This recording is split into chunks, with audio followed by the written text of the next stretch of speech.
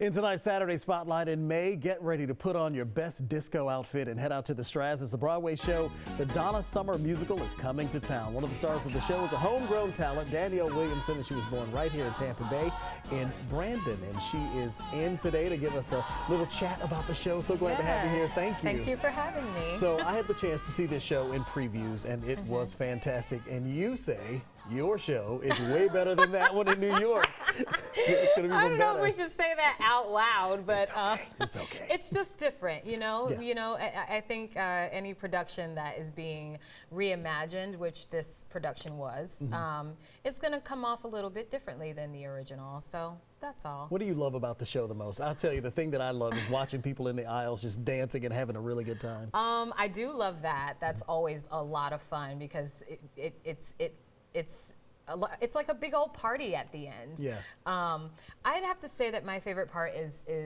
it's telling this woman's story. You know, it's a real honor. She had an incredible legacy that I think a lot of people maybe don't know about. I certainly didn't know a lot about Donna Summer until we started doing research and had a dramaturgy day and everything. So I learned a lot about her, that she grew up in Boston, that I was she had a lot of hits. Yeah, I was surprised at her history too. Yeah. She also, she spent a significant amount of time in Europe. So she learned German, which is crazy. I'm like, wow, I wonder how that was for her, especially being a woman of color at that time. So there are three, I think, if I remember correctly, three ages of Donna Summer, and you're playing. I am playing Diva Donna. She is the eldest Donna. She represents Donna Summer in her later years, when she was already established as this huge disco queen and pop icon. She actually didn't love being called the Queen of Disco. Yeah, I heard that actually. Yeah. So, okay, I know you are a wonderful performer. Your mom tells us that you, I'm all right. You were born actually premature. I was. And wasn't given a great prognosis, but came out after 72 hours of delivery, screaming. So Thanks, you have Mom. been, Love I you. know, she told me the whole story. So you've been singing really in a sense your whole life. How did you fall in love with it? I have been. You know, I did start off really young. I did sing in church and, you know, was in the church choir. And I was always involved in activities, you know, at school, after school. And I really didn't get serious about singing and performing until I got to high school. I attended Blake High School for performing arts and majored in musical theater. And then from there, I got a full scholarship to the Boston Conservatory, where I studied for 4 years and earned my BFA in musical theater. What drew you to singing? What was the thing that drew you in?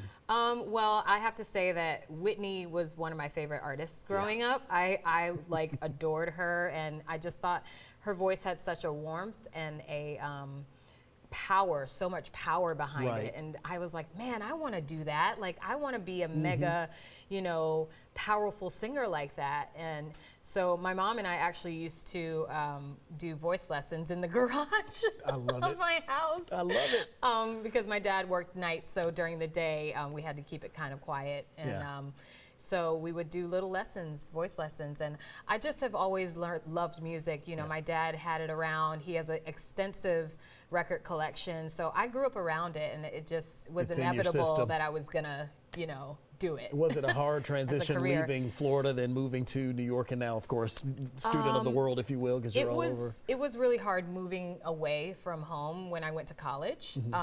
Boston was a huge culture shock. I had never been to Boston before. I had never seen snow before. You know, big old Florida girl. Like, I'm like, what is this? I mean, I knew what it was, but I was like, what is this? Like, it was a completely different vibe, and so I had to adjust, and it took me about 2 years to adjust to being kind of on my own in that way. Yeah. All right, so I'm getting a wrap, but I got two more questions. First of all, what will people love the most about the show, the musical, Donna Summer? I think that people will love the music because Donna Summer had a lot of really awesome hits that she wrote herself. And I think that they will learn something as well about Donna Summer that they maybe didn't know before. And lastly but not least, of course, the show is May 5th. May 5th through the 10th.